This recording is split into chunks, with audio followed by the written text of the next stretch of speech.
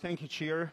Distinguished delegates, this is not the first time that this committee and the Assembly are discussing the draft resolution on the Georgian occupied territories, which demonstrates your firm support to sovereignty and territorial integrity of Georgia. On the other hand, that the resolution is on the agenda means that the infringement of Georgia's territorial integrity through the Russian occupation still persists. Russia not only fails to fulfill the obligations under EU-mediated ceasefire agreements, but through its aggressive actions further deteriorates situation on the ground and makes factual steps towards their annexation. Stationing 10,000 Russian troops, offensive military equipment, and Russian military drills do pose a very serious threat to the wider region. As we speak here today, the illegal process of borderization, dividing communities and families, still take place.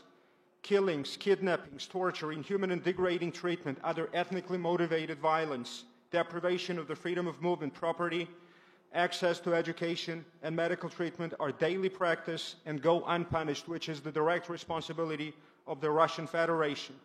This resolution, as many previous documents of this Assembly did, clearly describes grave human rights and security situation on the ground and serves as the firm position of this forum to remind Russia that there is 21st century outside and that grappling territories of sovereign states will not be tolerated and that we will never reconcile ourselves to forcefully changing internationally recognized borders.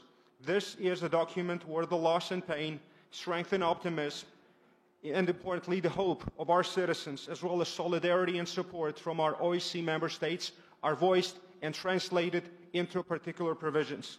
The citizens of Georgia, IDPs, and especially those living on the other side of the occupational line, await and have no doubt, just if you could add 10 more seconds, please, have no doubt that this Assembly will respond to their legitimate concerns and aggressive actions clearly and with a straightforward manner, and this resolution will receive full support. Thank you very much.